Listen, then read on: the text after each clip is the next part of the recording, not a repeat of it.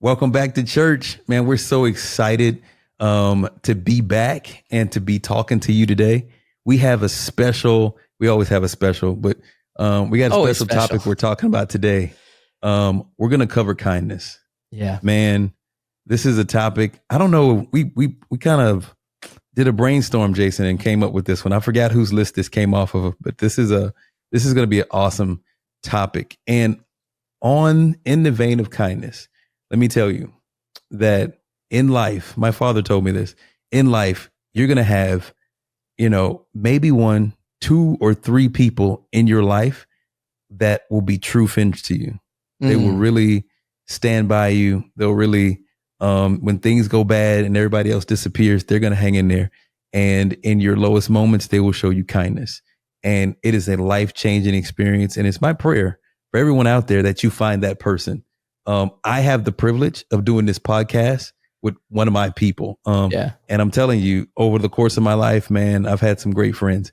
But man, me and Jason, we are great friends, man. So thank you for your kindness you've shown me over our friendship. Lord knows I've needed you in my corner and vice versa. But I think that it's just been amazing to be on this journey, to just have the privilege to speak to people. It has been phenomenal. And so thank you, sir, for who you are. And with that, I'm kicking it over to you. Kindness. Tell me how you unpack this topic.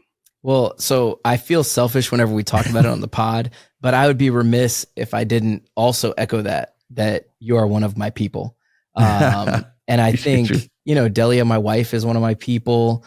You are. And then this is where it gets dicey. Like, I don't want people to feel weird. I don't want, you're going to leave some people out. Yeah. I don't mean to do that. Like, it's not about that. And I think every relationship that you have can be special, but I think there's just certain people where you find each other, you click. We're building up this ministry together. It's so good. Like, I'm just honored and grateful to be your friend too. So there's times on the pod where you talk about it so openly, and I think I avoid it because I don't want people to feel weird and like, okay, guys, we're done watching. Like, they're just out here, gassing each other up. But I really feel that, and I'm thankful for you, and I appreciate you kicking it to me.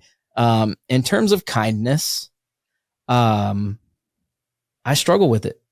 Right? Like, people might not know, and I think that might be one of my. I didn't expect that. Yeah, it might be one of my hidden sins, maybe. Like sometimes I'm good at being outwardly kind, but in my head I'm not being kind. There's times where I let what I'm going to call for this episode, right? I let the enemies of kindness slip in, right? And I think it is often, and I don't want to remove responsibility from myself, so it's often me choosing unkindness because of what I'm going to call these enemies of kindness.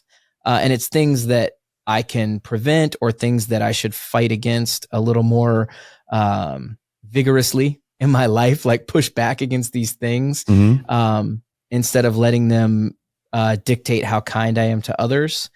And then, so kind of the things I was going to hit on is those enemies of kindness, to give people strategies like, hey, if you struggle against this enemy of kindness, push back, right? And I don't want people to feel so alone, right? Or so challenged in being kind to other people.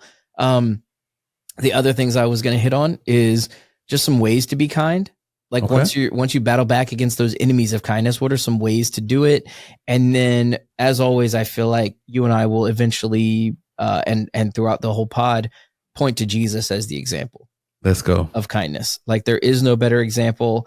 No matter what I say, seek the Bible first. Let's go. Seek Jesus and his example first.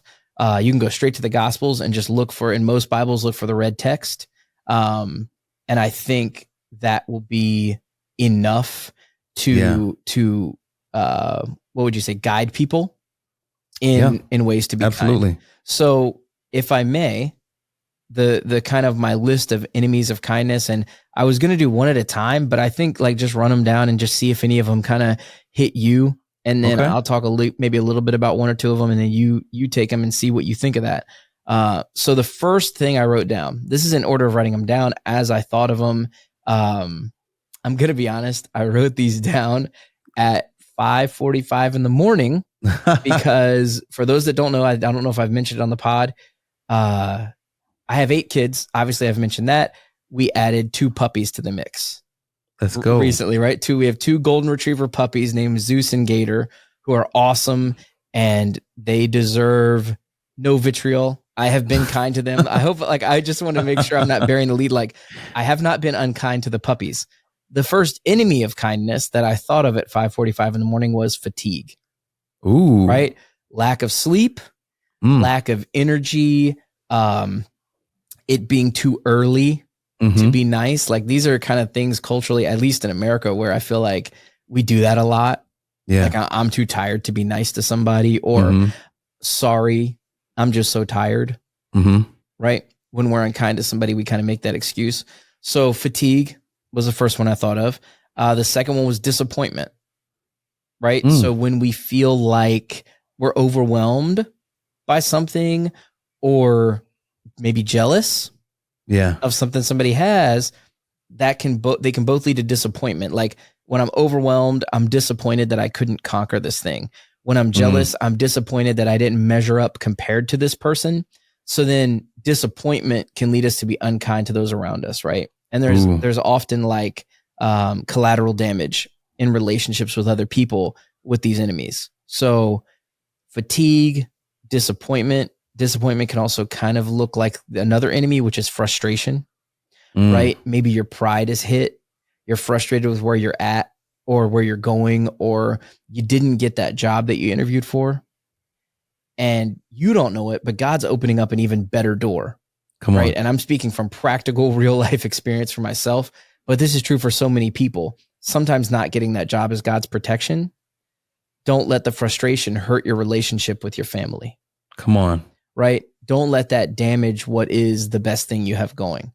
Your relationship with your friends, your relationship with fellow believers, your relationship with God or Jesus. I think these enemies of kindness can make us be unkind to God. God, I'm so tired. Why won't you give me a break? Right? God, I'm so tired. Why can't I just find time to take a nap, or for the baby to stop crying, or for these puppies to learn to, poop and pee at 8 a.m. instead of 5 a.m. Yeah. It's all good. And then the last one. So I had fatigue, right? That's just high level. A lot of people are tired. Disappointment, right? Okay. Which can feel like overwhelm or jealousy. Frustration, which is similar, but I felt like frustration was more tied to pride. You feel stifled. You're not getting where you want to go. And then perception can lead to unkindness. So what I think, or what I perceive in someone or some situation versus the real backstory. I'm frustrated, I'm being unkind because my perception of the waiter or waitress or person that's working in the service industry that's helping me, my perception is that they're lazy, and their backstory is that they just found out they're fired at the end of the day. Or they just found out they have a medical bill that this job they have can't pay. And I'm so focused on me that I need you to bring my Diet Coke to the table on time. And so my perception of what's going on, because I didn't ask the waitress, are you okay? I didn't ask the waiter, hey, is there anything I can pray for you about? Which I should.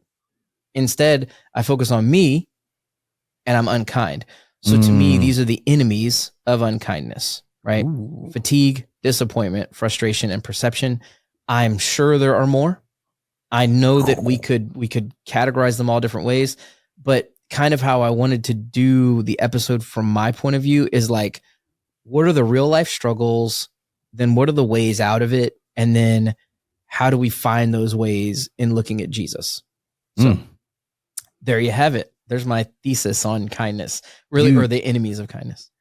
You do not disappoint, Professor. You do not. I mean, you're teaching today. Yeah. You got the list. You are hitting us up. So many good points. You just kind of laid out there, the enemies of kindness. So I'm going to touch on one of those particular enemies of kindness. Okay. I want to backtrack just a second and go back to the genesis of why are we having this conversation about kindness? What is the purpose of it, and what's the impact of it, right? We know that it's important to be kind, but why do we know that? From kind of where I'm sitting in the perception of just dealing with people, that kindness isn't really a gift for us.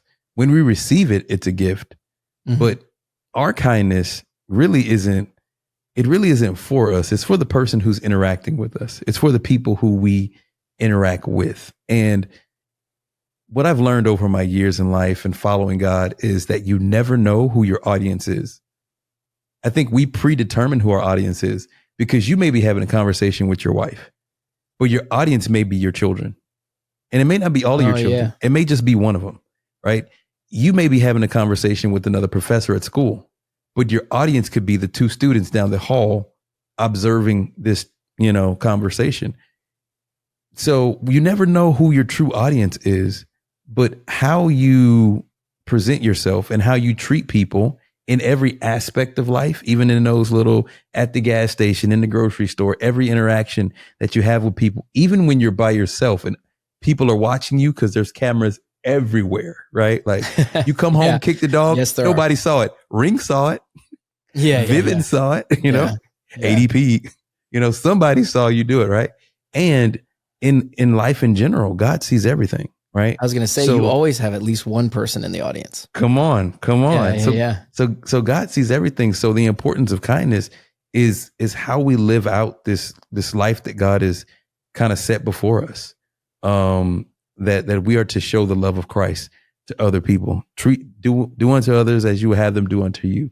Right. And so from my perspective, kindness is a muscle. Yeah. For most of us, it is a muscle. We all have it, but if we don't use it, that muscle will dissolve. It will die, or it'll be very weak. And some of us are weak in kindness, and it's okay. Yeah. We go through stages of life where we're not very kind, or we don't care to be kind. And us talking about the importance of kindness and why we should be looking out for these enemies of kindness is really getting back to the heart of God. Who does God really want us to be? A bunch of angry, attitude-filled people who don't show the love of God, or people who can have kindness even in the most difficult situations? Like, I'm always taken back when I see a video of someone, and most likely it's in court, of maybe someone who got a DUI and got into an accident and killed somebody, or someone who murdered someone, and you see the family, right? And most of the time, typically, the family is mad, right? But when you see that, that one person, maybe it's the father or the mother who's already forgiven the person, and they're in court, and and they physically get upset when the person gets sentenced to life in prison or whatever, and because they've already lost what's been taken from them, but they're showing kindness to the person who did the evil thing. That reminds me so much practically of how Jesus loves us. Like, oh my goodness, like how could you be kind to someone who is taking a loved one from you, or your person is paralyzed, whatever the situation is, someone who's done you harm? How can you be kind to that person? Yeah. Being wise of those things, those enemies against kindness. The one I'm going to touch on is perception. I think it's the one that kind of really, it's really close to my heart, because the way we see things, right? Perception. You mentioned the scenario kind of like in the restaurant, like I perceive like that this waiter is lazy. Yeah. I don't know what that person is going through. I feel like in our family, this is where I feel we miss it the most. In our families, in our relationships, at work, is where we have the least amount of grace for people, because we know people. We feel like we know what they're going through. Oh, okay, yeah. Like the more familiar we are. It's something like when you live with someone, especially with the spouse or your children, because you know them, you feel like you have access to what they're going through. Great example. I have a daughter. I have 4 of them, but I have a daughter, and she is the happiest little girl in the world. Well, recently that just kind of changed. She turned 8, and she's not the happiest girl in the world anymore. And I'm like, I don't understand. And so my conversation with her is like, I want you to be happy again. And she looks at me and it's just like, she's like, I don't want to smile. And I'm like, I don't understand why you don't want to smile. I feel like I'm entitled to know what she's going through. Could be hormones. I don't know. She's growing. She's learning new things. And it's not like there's something wrong with her, but she's just not the bubbly, right, little girl she used to be. But guess what? I have another daughter who's 2 years younger than her, who's taken over that position. And now she's the happiest girl in the whole world. Well, she wasn't the happiest baby 2 years ago. So it goes in stages that, sometimes in life we're going through things, we're changing, we're evolving, and we feel like we own the information because we're close to people. Like, you should be this way because this is the way you've been. And that can affect how we treat one another. That can affect how we express our kindness. Here's the assignment. We approach everyone with grace and love, and we remember that we don't know what people are going through. So our perception should be to have grace and mercy and to show kindness. Yeah. It should, and just lay it out. This is my greatest advice when you approach people, especially in the morning. We have to kill this thing. I'm not a morning person. I'm a morning person, and maybe I can say this because I'm a morning person. I don't need coffee. I don't need pre-workout most of the times because I go to the gym in the morning. But when I wake up, I'm pumped because it's another day. Doesn't really matter what I'm going to face. It's like Jesus woke me up today, have an opportunity to be here, right? And so I approach the day in that way. We have a culture of my day hasn't started till I got coffee, or something needs to get me to a certain point to where I can be palatable for people. I would say that is also a muscle that you should let die, and you should work on your kindness muscle when you wake up in the morning, to be positive, to be kind, to be grateful, to have gratitude, to be able to show the love of God. Because I don't think we need a Kickstarter. Like, when you start your day with God, that'll help your kindness muscle. That'll help your, but if you need coffee before you need Jesus, you might want to rearrange those. Yeah. And I'm not against coffee. Coffee's good, right? All these other things are good. But when we can't operate in grace and mercy for people, I think that we have something kind of off balance. Yeah, I think it's a maturity issue too. Come on. So it's funny that you were talking about the muscle thing over and over again, and I totally agree with you. I actually have it written in some of the notes that I put down. Like, kindness isn't free. Come on. Right? So it is going to cost you something. And so it's going to cost you energy or time, and sometimes your pride. Right? But in the mornings, like you were talking about, that's going to cost you energy. Let's go. Right? That you're saying you don't have. And so, kindness isn't free at any point, and at different times it costs you different things. You were talking about forgiveness. I feel like that's the pride. Like, to forgive someone, you have to put your needs below theirs. And so then you're able to forgive, and that is kindness in that moment. Right.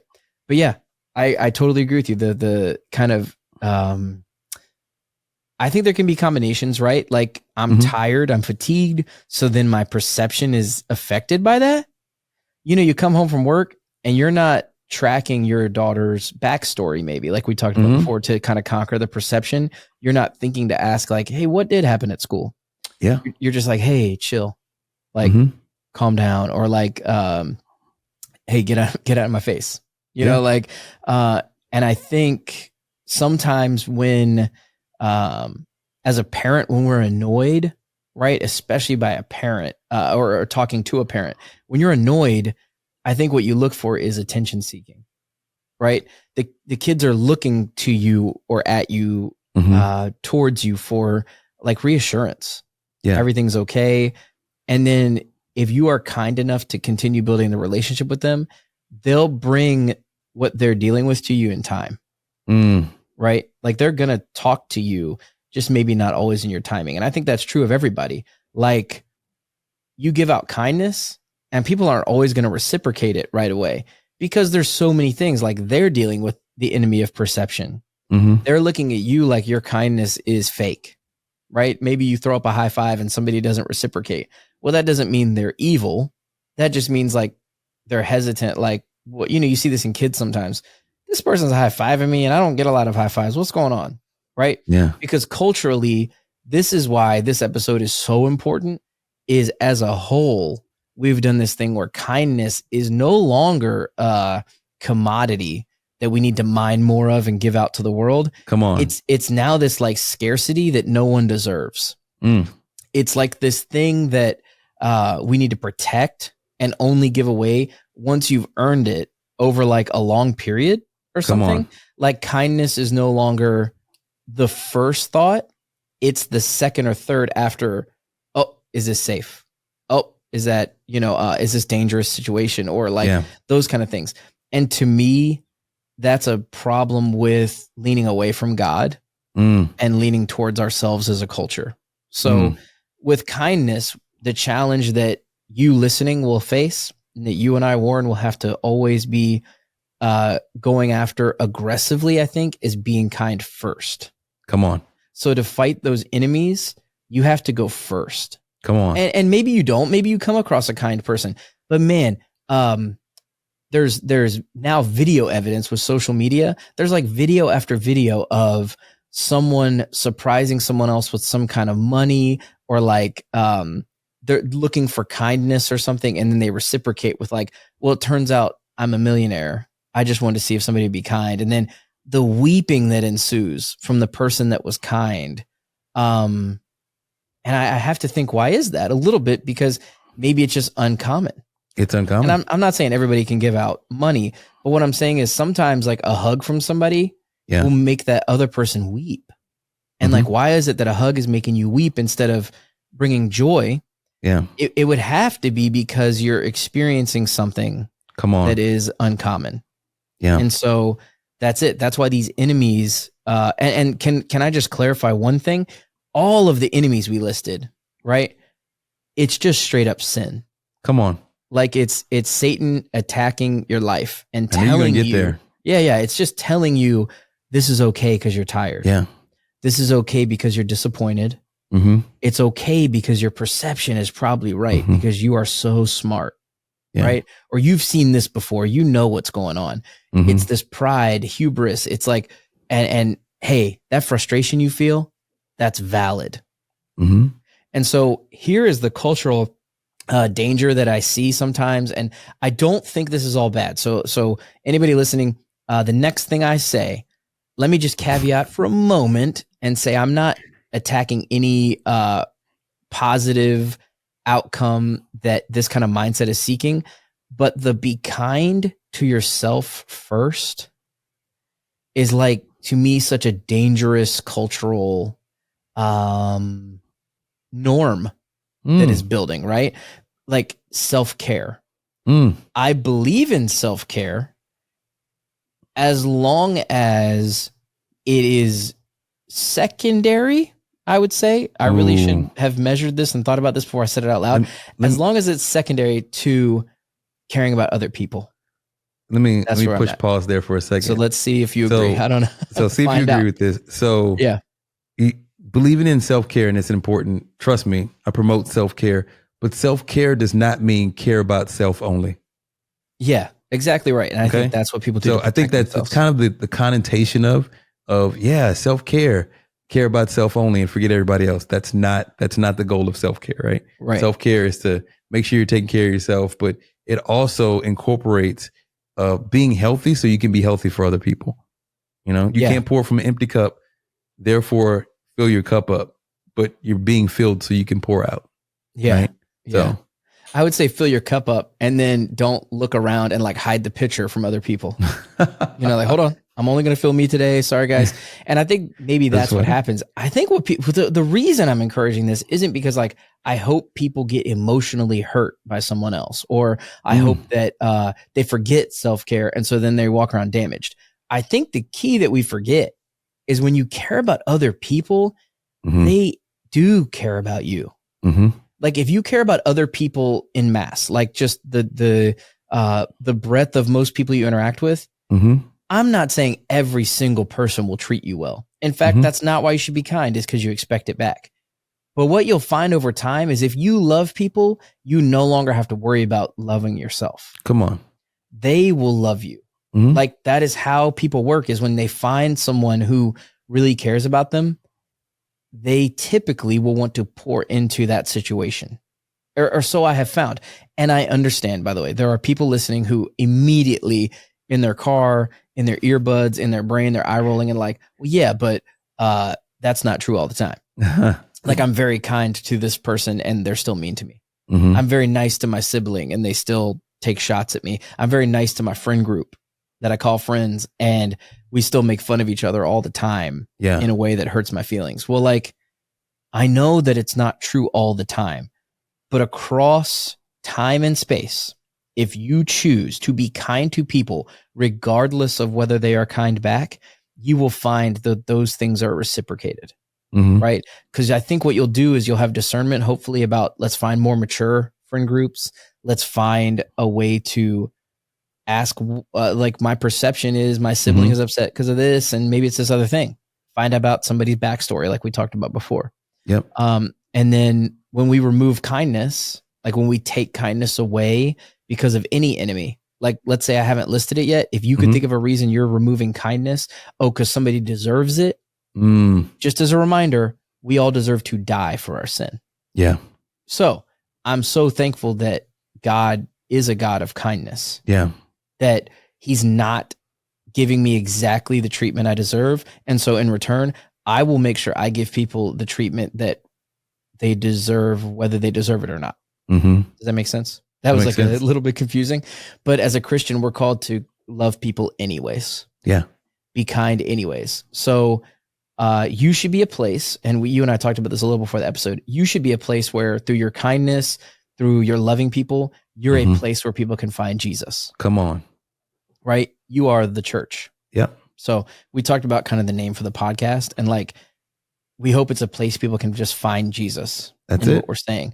And so we try to be as honest as we can be, as respectful as we can be, while still telling the truth. So like loving people through the truth that we tell about giving out kindness and those things. So that's funny you say back that. Against the enemies of kindness. That's funny you say that. That kind of goes into my second point I want to talk about. That, you know, man, this is where oldness comes in and takes over. But the point, you know, like getting old, like, wait a minute, what was I just going to say? I had a very good point. Very good. Yeah. Listen, you had me riveted, man. Like I was locked in. Like low key, I was like, yeah. Oh my goodness. You good? I'm good, man. Okay. So the point is that our words, right, and how we, our words and our actions and how they meet up with kindness, right? It opens doors, or it locks doors. That's real. So I have 3 people I can call on any day, in any situation, and I can get doesn't matter what's happening. I know how they're going to answer the phone. Right. Okay. I already know. Yeah. And sometimes I just need I call them just because I want to get the way they answer the phone. It doesn't matter what time of day it is. Yeah. Because I called them, they answer the phone like phenomenal. Jason, you're one of them. Nope. Hold on. My son. I was gonna say don't list names if it's like. I learned my lesson earlier. Well, this is a practical example. Like you're one of them. I got you. Okay. My son Warren Jr., this guy. Yeah. Whenever I call him, he's pumped up. But my number one guy is my brother. He's a little bit younger than me. He's an amazing guy. He suffers with a little bit of mental illness, right? Okay. Suffered with it all his life. He doesn't have an angry switch. This is part of his mental illness thing. He everything to him is like funny. Like, I mean, like everything to him is funny. Like everything I say to him is funny. And so that's honestly sounds like he's pumped up. I call him he's like, what up? He's ready for a good time, right? And because that is his disposition, it opens doors not only in his life, but people seek him out because of what he brings. Because sometimes we're in situations where we just need positivity, right? Yeah. So kind of where am I going with this point? The point is that our kindness opens doors for God to enter into people's lives, or it shuts doors, right? Yeah. And be like, oh, well, this is just who I am. This is how this is how I move through life. Well, the missing smile on your face and the missing joy in your voice, it doesn't turn people to a loving God. Right. But if you can develop yourself into the kind of person that when someone calls your name, that your response is, what's up? Let's go. So happy to talk to you. So, and we battle with the enemies of fatigue and all the rest of these things, right? But when you think about it, we don't have to do this life. We God didn't have to give us today. And I just want to give you in the perspective of, sometimes we make excuses for things that are so free for us to do that they're so hard for us to do. Right? This is free. This is God. This is this life that God has given you. You woke up this morning. You may not have everything you want, but guess what? You can inhale and exhale. Right. If you can stand up and walk around, trust me, there's someone who can't do that. They really would like to. Right. Yeah. And so when we interact with people, when we give them this vibe of they're not important, or I'm too busy, or just a lack of kindness in our interactions, right? We're not opening the door for God to enter into their life. We're shutting it. Yeah. Right. So God wants us to walk around and be open doors. I want people to be like, why are you so happy? Why all the time? Why can I count on you to be in a good mood? Regardless, like in the military, I served in the Navy on a ship doing deployments. We would get information like, hey, our deployment's getting extended by 2 months. Right. I know that's tough. I used to relish in those days. I used to be like, this is a good day. I had a phrase I was known for. It was called easy day. And sometimes it'd be like, hey man, we're stuck out here. I'd be like, it's an easy day. It's an easy day. It's easy because we have everything we need. We may not be in a position that we like, but we're safe for right now. And our families are safe, and we're being taken care of. Again, we don't get to go home when we want to. We miss home, but we don't have to let the situation determine how we feel about it. Right. Yeah. And people would just come and talk to me because they'd be like, man, they would vent.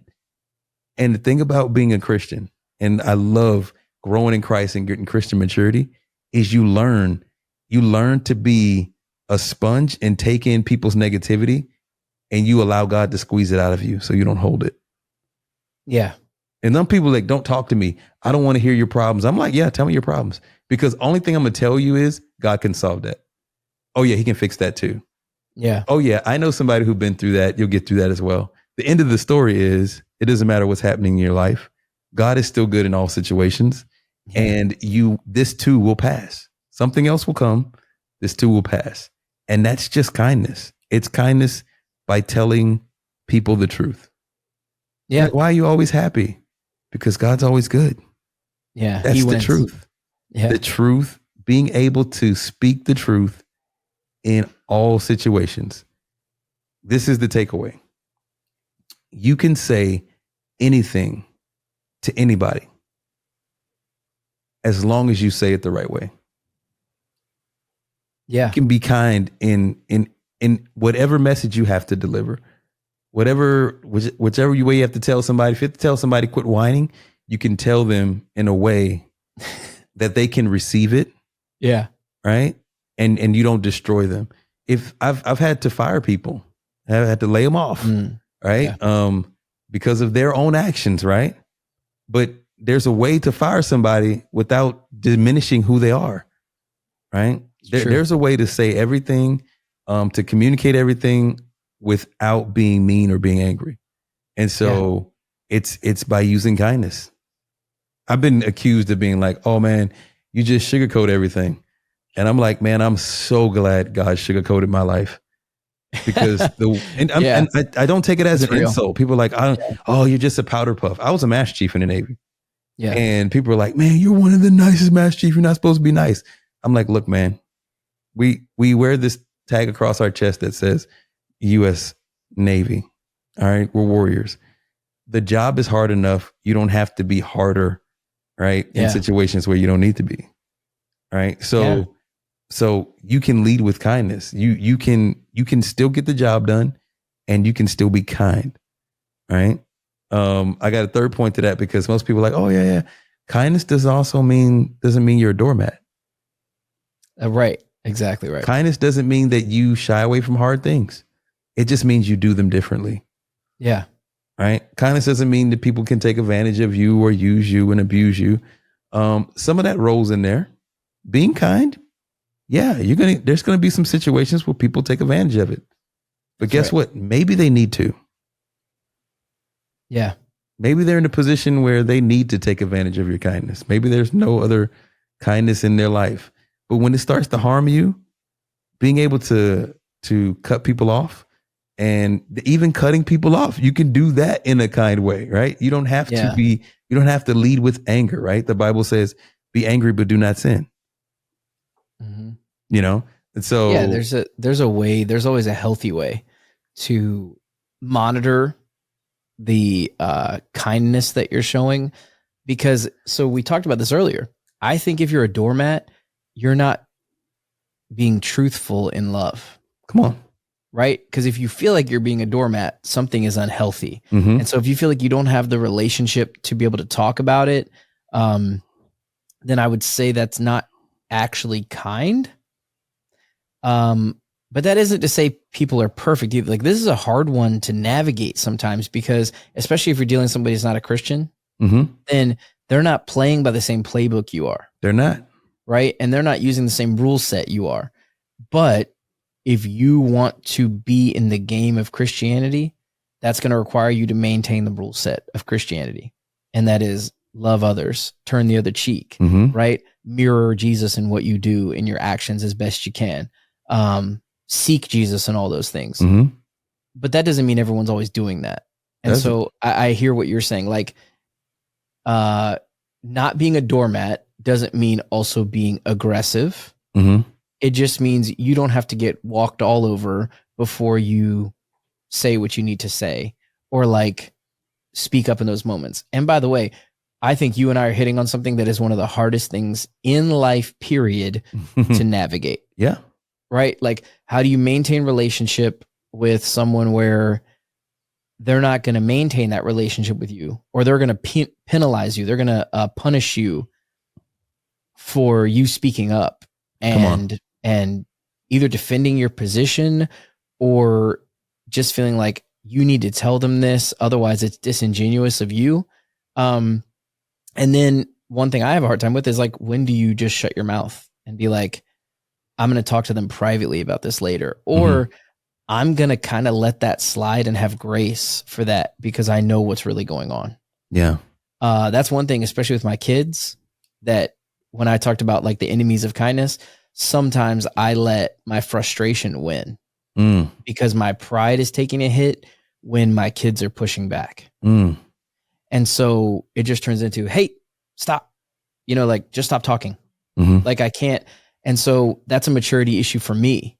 That's a way that I can improve and continue to mature in myself now at 37 years old, like continuing to grow is, why can't I let them say these things?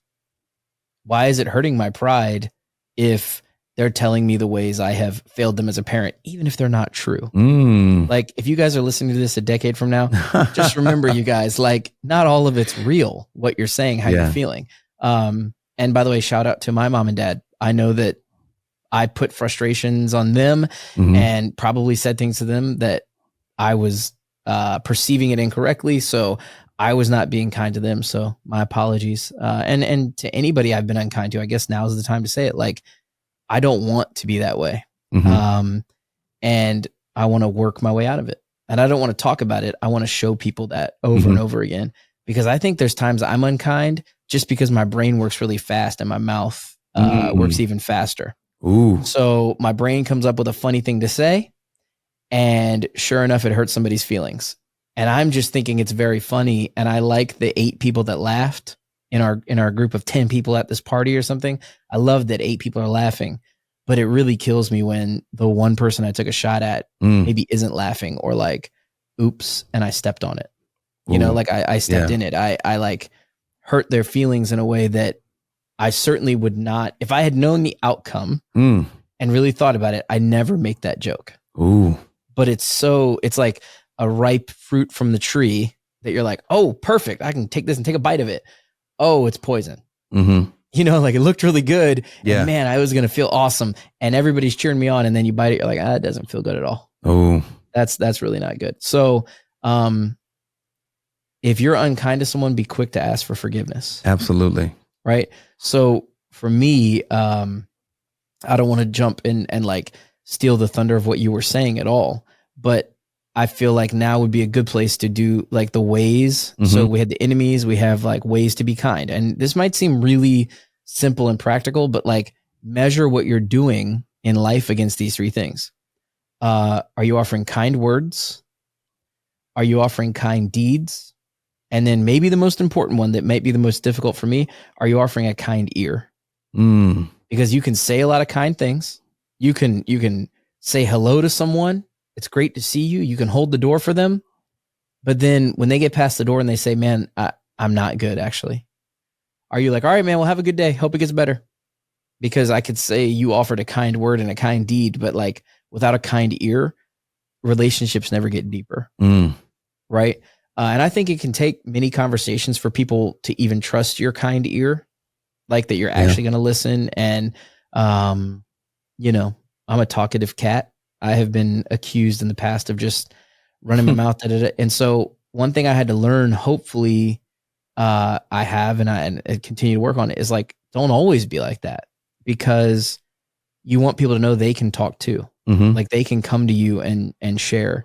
And so you got to make that part of your arsenal of kindness, man. When you're attacking the enemy, your kind words, your kind deeds, but especially your kind ear is going to go so much further than you even realize. So it wasn't like a long list. It wasn't like a big practical steps. It's more of a measuring stick that I brought, is like, if you're not being kind in those 3 ways, what's stopping you? Yeah. And like, how can you do better? So what's which one? Yeah. Well, I have a question. Which one do you feel like that you struggle the most with out of the ways to be kind? Ooh, man.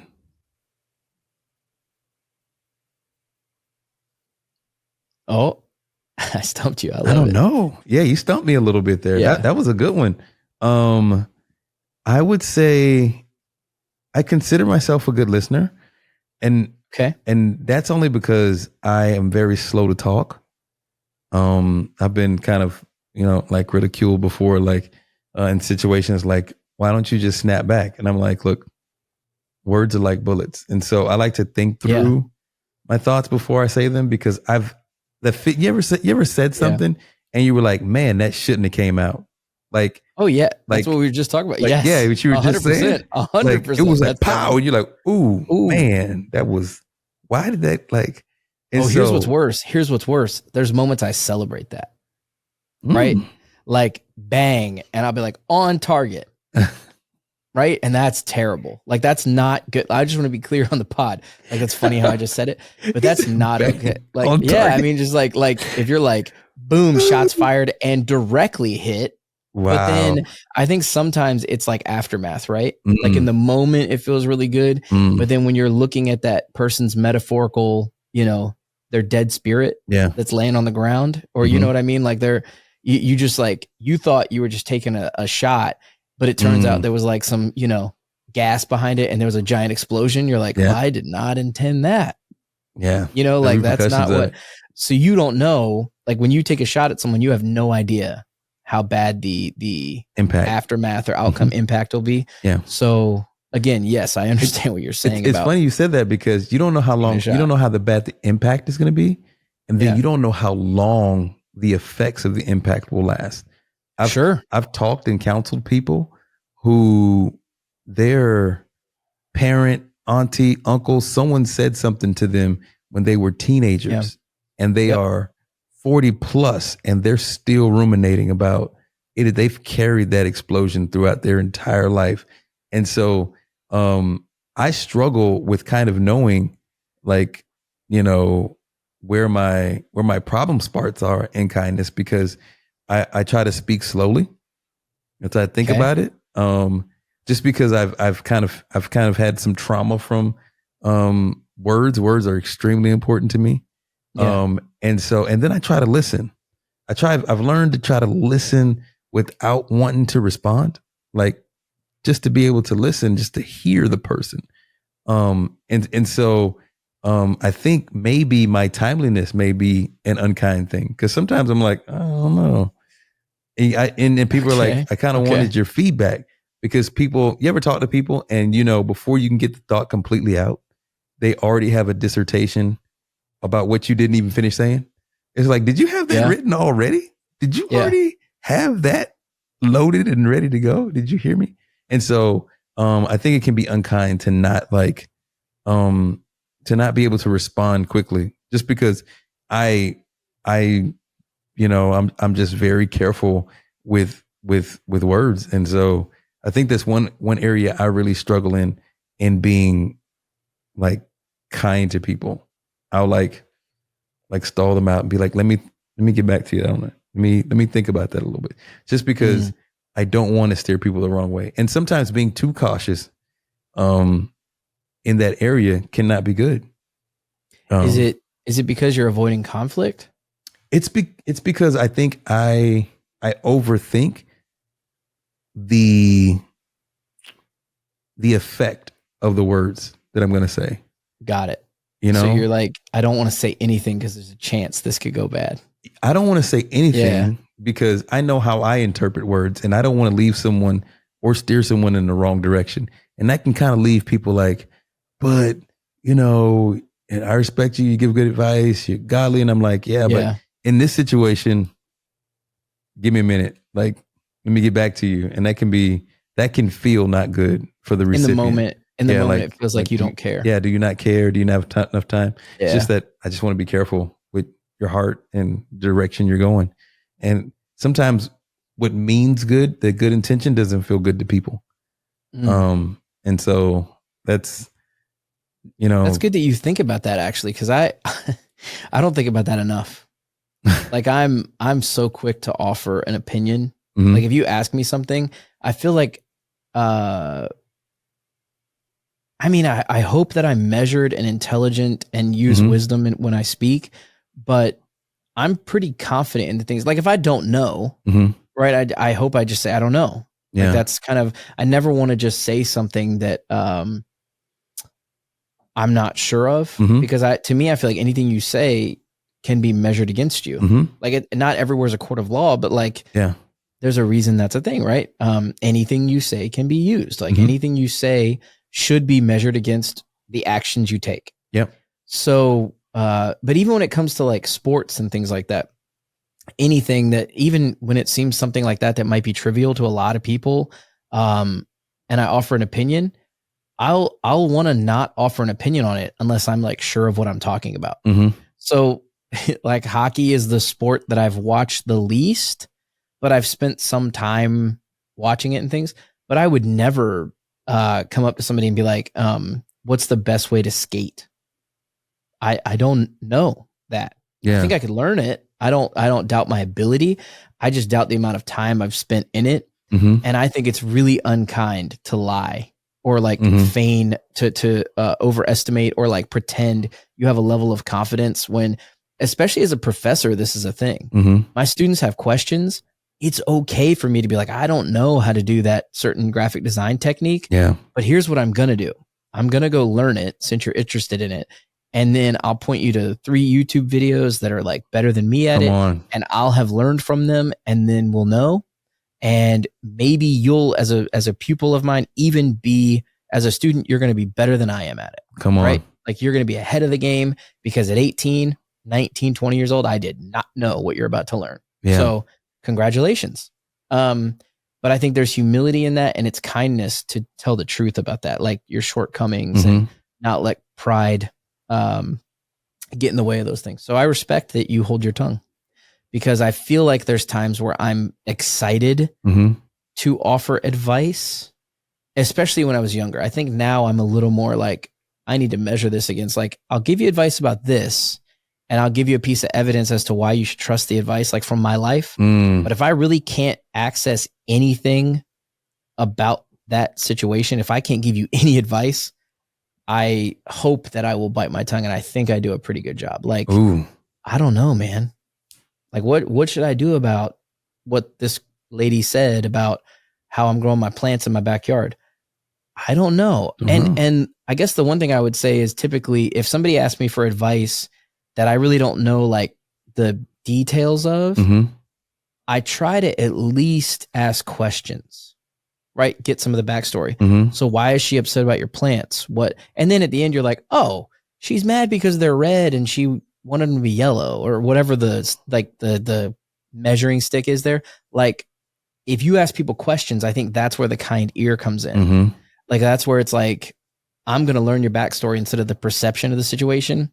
Like, I had a bad experience with a woman. So as a man, you come to me and say, what should I do with this bad experience? I'm like, leave her. Like, no way. Like, that's immaturity, and that's not kindness to be like, I'm going to let my situation paint what you should do. What I want to do is let your situation, and as many details as I can take from it, paint what I would say you do. Come on. Like, put myself in your shoes. I know this is like a tale as old as time, but like, walk a mile in someone's shoes and you'll have a better understanding. You know, there's a good joke about that, by the way. You should always, if you have an enemy, you should always walk a mile in their shoes, because then you'll be a mile away and they'll have no shoes. But anyway, that's a good one. That's not nice. Don't do. Yeah, that's a good one. I think that's a dad joke. My dad told me. Don't do that to your enemies. I got a good one that I want to kind of cover really quickly. We talked about the enemies of kindness. Kind of touched on the reasons of why to be kind, and we've unpacked some things. We've talked about our words, our actions. So when it comes to navigating being a Christian, being someone who follows Christ, a believer of Jesus, putting Jesus first place in your life, how do you navigate kindness? And that's showing love in all situations. There should be no situation that we're in that's devoid of love, even if it's hurtful, painful, whatever, right? We should be able to find the love of God to place it into that situation. How do you navigate kindness and accountability? So for me, holding someone accountable is fine. Like, that's part of leadership, I think. But I think there's kindness in this. This goes back to one of the enemies, right? The perception. So, like, depending on what happened, I don't think in life you get to be free from consequences. Come on. Because a reason is valid, right? You're angry because someone backed into your car. So then you take out a baseball bat and you smash in their windshield, right? Well, that doesn't make you smashing the windshield okay just because they backed into your car. You know what I mean? Like, you don't get to go wild. Yeah. Why did I? That's such a funny. Yeah. You're a car guy. I just pictured it. I was like, joke. You hit my car and I'm going to destroy your car. Yeah. You don't get to go home run derby on somebody's windshield because they backed into you. So you need to be held accountable for doing that to their windshield. But I think in kindness, you can be like, hey man, in the future, maybe we consider, like, she didn't mean to back into you. Let's consider the severity of what's going on. Like, why the bat? Oh, well, my boss just said something to me, made me upset. So it wasn't even about the car. So you're hitting that windshield because you're trying to get out the frustration about what your boss said. There's like levels to it. So in holding people accountable, I think you have to live with the consequences of what you do. But I think the kindness can come during how you handle it, like treating people with respect. But then afterwards, like, again, I think it goes back to the kind ear, which is like, are you hearing what they're saying and why it happened? Not that you should be free from the consequences of it. and this is a big thing I try to teach my kids, is like, It's a good one. I totally appreciate you didn't mean to hurt your sibling, or right. Hey, I threw the stick behind me. Yeah. I didn't see her. There's all these scientific and practical reasons why I didn't mean to do it. Yeah. And I say to them, I appreciate that you didn't mean to. That does not mean there are not consequences for your actions. So if it's childish irresponsibility, like throwing a stick, to me, that's like, the level of punishment is how much have we talked about you not doing it. So one son that I have likes to throw things to people and have them catch it, kind of thing, like, oh, pass me the remote, throw it. Well, for a while he was throwing it so hard that it would like fly behind us and break the remote or what. So after the fourth or fifth time of, hey, don't throw that thing. Okay, now we need to look at punishments that might change your edit behavior because you're not listening. But the first time you do it, I'm not like, whoa, you definitely did that on purpose. And you know what I mean? But after you do something enough times and it's reasonable that we've discussed it and you understand why it's wrong and you continue to do it, that's just a choice at that point. And so that's what I would say is accountability becomes you're accountable for the choice and kindness is in the work you do after it. Is that am I hitting on what you kind of were going for? You're hitting exactly kind of what I was going to say. You went exactly in the lane, and I thought I knew you were going to go in because I think there's some people out there that may be struggling with this. I was for many years I was a person who kind of struggled with this. That I related being a follower of Christ meant that love and kindness meant that you deleted accountability. That you just kind of let everybody off the hook. That the guy like crashed the back of the car. No matter what, it's okay. Yeah. That you just you that forgiveness equated no repercussions. That's just not how that works. And I've kind of like grown and kind of worked through that. That's just not what it means, because things are going to happen and through and out into your life, but just because you follow God. Making and saying things and holding people accountable, that is kindness. Like literally sharing the love of God through kindness is amazing. God will put you in positions where you'll have to show the love of God through correction and accountability and not being quiet. Right. So remember you asked the trait, like was one thing. Sometimes my slowness to respond gives people the wrong idea that there is no consequence to whatever, is going on. And so I see that a lot, that there's sheep and there's people who need to be led in this area of their life. And I used to be one of these people who needed to be led in this area of my life, that I equated kindness to just a blanket of forgiveness for everybody, that you can just, oh, it's okay. It's all right. Yeah. And that's not healthy. And that's not kind. Because the perpetrators, the people who are making the mistakes, they don't get the opportunity to get corrected or to get better, because especially if they're tied to you in life, they think that what they're doing is okay. Like your son, if he continues to break the remote and all you do is buy another remote, he never gets corrected, right? And so sometimes kindness is not cuddle me kindness. Sometimes kindness is, hey, that's not good. That's not wrong. That's wrong. And here's the consequence for that particular action. Because the lesson, like just like you said, in the correction comes the kindness, right? And sometimes silence or letting things slide that you shouldn't is unkind to people. And they go on and they harm other people. If you've been harmed by somebody and you think kindness is by letting them off the hook or not holding them accountable, or you just kind of allow that person to go on in life and not learn the lesson they need to learn. And so parents know this, right? Because it was said, I don't know where it came from, but it's from generations ago. This is going to hurt me more than it's going to hurt you. It usually related to some type of corporal punishment that you receive from your parent. That is outlawed today. Anyways, but I understand that concept, right? Because it takes a whole lot out of a parent to really do some punishment or correction or grounding to their kid. You never want them to, but it is kind to provide discipline and correction and get people back on the right track. So I just want to put that kind of flavor in there. Sometimes kindness does not feel good, but it is good. Right. Well, it is because I think it prevents worse in the future, hopefully. Yeah. Right. It helps boundaries be established. Yeah, you're teaching someone to drive and they go over a curb and you're like, oh, what you want to do is turn the wheel back before you get there so that you don't, you're not going over a curb and you're probably parking, right? Mm-hmm. So you're going like, 5 miles an hour and it's not going to really do damage to the car, hopefully, all those things. But you're teaching them now before they're going 55 miles an hour. Yeah. And they do the same little adjustment too far into a lane of oncoming traffic. Right. So I think it is like that where you're in life, responsibility can match with and kind of accompany kindness in that, like, hey, we're going to make these little corrections. And then hopefully what it's going to do is help you avoid bigger issues. Yeah. And so we do that with our kids all the time.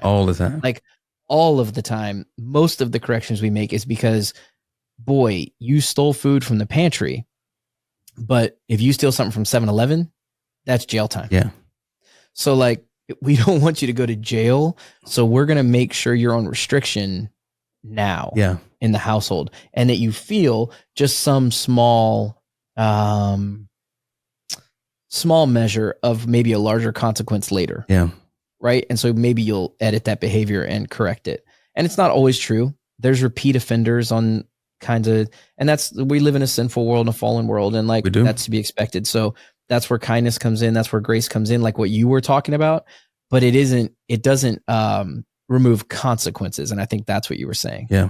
It's not removal of consequences. It's removal of vitriol and anger from me to you, along with the consequences. Like the consequences are enough. You face them. It doesn't mean I have to continue to hurt your feelings. I think that's what that's saying. Man. Like, this is going to hurt me worse than it hurts you. I know this creates sadness in you and I love you. I don't want this to make you sad, but for right now, I'm willing to let you be sad for the next, let's say, an hour. Like, you're going to be upset with me because I punish you. But when you realize why I'm punishing you someday, I hope you'll be grateful. And that's the maturity that we talked about before. Yeah. Like, that's you living a life like Jesus and fighting back against the enemies of kindness, right? Like, not letting Satan lie to you and tell you, you need to ignore all of this. And right. Because I think in the end, kindness is really about doing what will best help that person long-term. Yeah. So I think that's where we land on kindness, that it's not free. It's going to cost you something, but it's going to help people in the long run. Absolutely. If you come to them truthfully about it. So I think that's really good, man. It's good, man. I appreciate your take on kindness and just you being willing to, this one, I feel like we kind of opened up some things and shared ourselves. And I always appreciate that. So thanks, man. So awesome, man.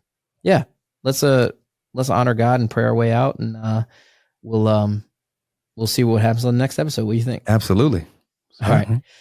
God, I just thank you so much for the opportunity, the ability to talk about kindness, to share real stories, and to really share your love with people. Hopefully through what we're saying and what we're doing with our lives, I pray that this would just hit exactly how you need it to hit when it hits people's ears. Yes. I pray that you would continue to work through it, continue to teach us each day how to get more and more kind. In Jesus' name, amen. Amen. Thank you, buddy. So good, man. Warren and Jason out again. We'll see you guys next time. See you next time.